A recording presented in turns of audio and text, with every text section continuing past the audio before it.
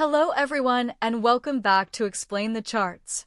Today, May 8th, 2025, we're taking a close look at the QQQ, the Nasdaq ETF, to break down what's been happening and what we can expect based on both news and the charts.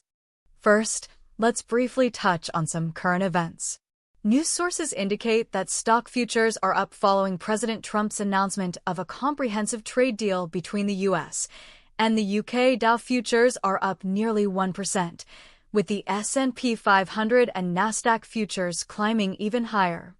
This positive sentiment seems to be reflected in the early market activity, which we will be examining through our chart analysis. Now, let's transition to the charts.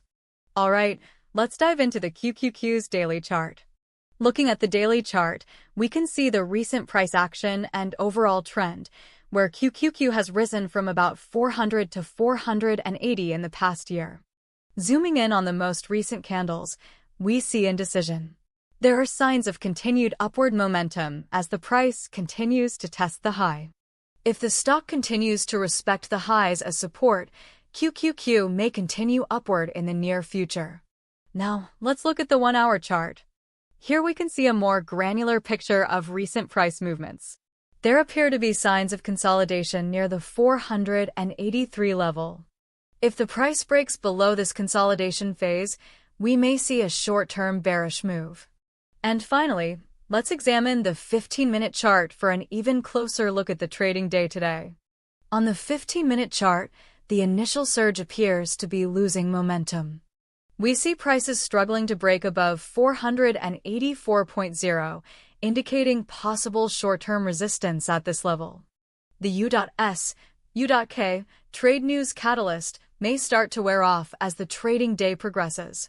In summary, important levels to watch are 480 as a strong support level and the area near 485.0 as immediate resistance. The most likely scenario, with an estimated 55% probability, is continued consolidation within a range of 480 to 485.